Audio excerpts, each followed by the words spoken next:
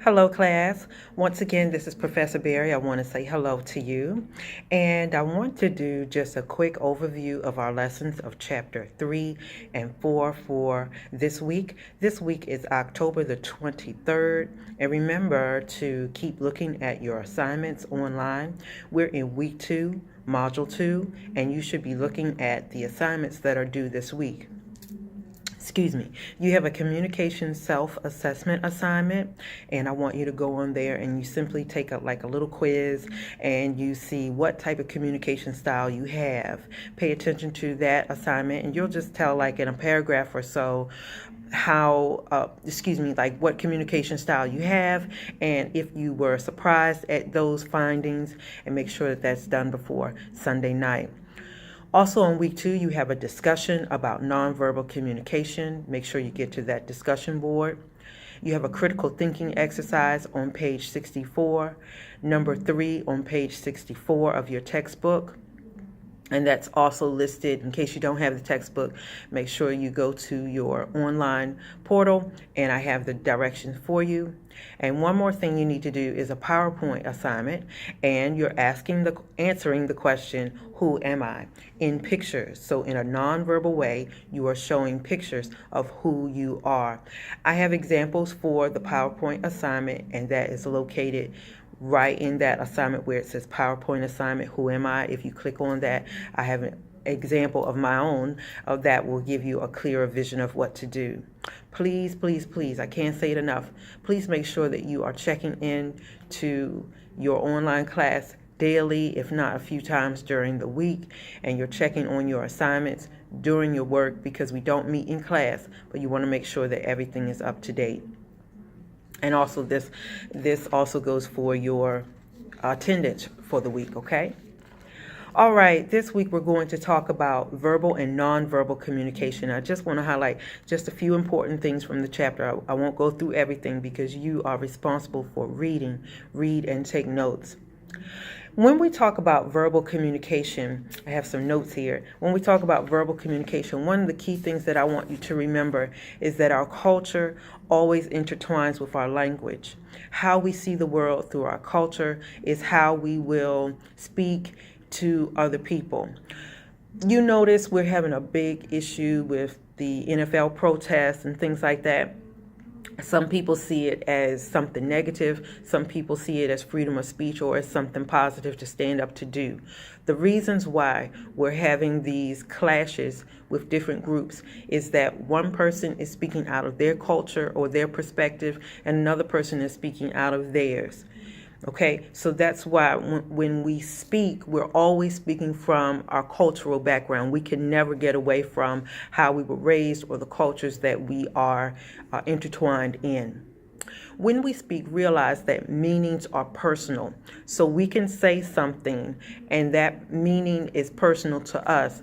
But when we say something through our language, it may not always have the same personal meaning to someone else. Hence, once again, like we see with Colin Kaepernick and what's going on with the flag protests in the NFL, those meanings are personal. So when they see the flag, it may have a meaning for them that it does not have the same meaning for someone else. We have to be careful with our language when we label individuals or we're talking to people. Oftentimes with our language, we use it to describe people. And in your book, in chapter 3, it talks about sexist or racist language, I think it says heterosexual language, and also I want to add in there, it could be homophobic language. So we want to make sure that the words that we use are inclusive of everyone, that we're not using words to demean males or females, to demean any other type of culture or any type of gender. Okay, so we see this so much in our society today where people use words to put other groups of people down, and we have to be very cognizant of that in our language. In chapter 4, I just want to highlight a few things about nonverbal communication. Nonverbal communication, you know what? Most of our communication is nonverbal. Did you know that? I know someone could talk all day long. However, the way that we communicate, either through gestures or facial expressions, how we sit, or maybe we're laying back, all of that is nonverbal communication. And I want you to understand that we do more nonverbal communication than we do verbal. But oftentimes our nonverbal communication or body language can contradict what we say out of our mouths. So if someone says to you, "How was your day?" and you say, "Oh, it was great," that doesn't sound great, does it? So your facial expression looks like it was awful, your body language is slumped over, and your words said that it was great, but perhaps it really was not. So we have to watch our verbal communication, and our body language should match up, and sometimes it does not. Tactile communication is very important. Tactile communication is in chapter 4, and that is when we communicate through touch. Some of us are more touchy than others, and I know that I'm one that when I talk to people, I may touch their hand or something like that. Tactile communication may not be appropriate in the workforce. It may not be appropriate at schools or something like that, where we are not meant to get in each other's personal space or even touch people's bodies. So you want to make sure that when you use tactile communication, use it with the right people. Oftentimes, let's talk about our family members, your spouses or your partners, significant others, your children. That's where tactile communication is most beneficial.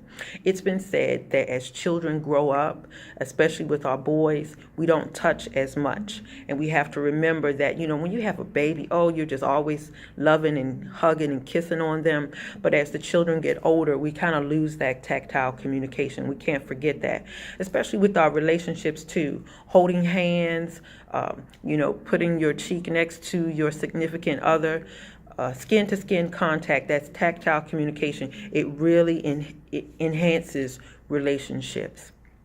I want to talk about personal space and proxemics, and this is in chapter 4. Have you noticed how people communicate through space? Sometimes you may see, like, I was at the airport the other day, and I saw how one lady took up 3 spaces. She had her seat, and there was a seat next to her. She put her bag there, and then she put some other things. I think she had some food in another seat. She was kind of blocking off her space so nobody else would come and sit next to her. That's what we mean by personal space.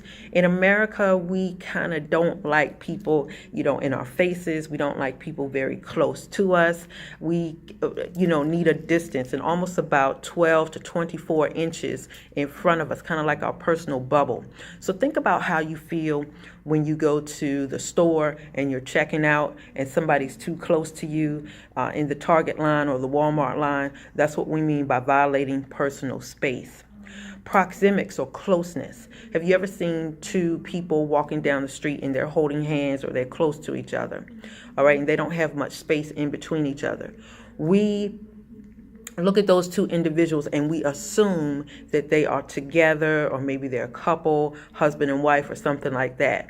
So closeness also, or proxemics, is a sign of nonverbal communication that says that they're together. So if the 2 people were spread apart, if they weren't engaging in eye contact, if they weren't really engaging with each other very closely, we might say that something may be wrong. Maybe they're not as close as we thought they were. Okay, so I want you to go through chapter 3 and chapter 4. You are going to really find yourself in this book, and I hope that it's speaking to your relationships. And also email me if you have any questions.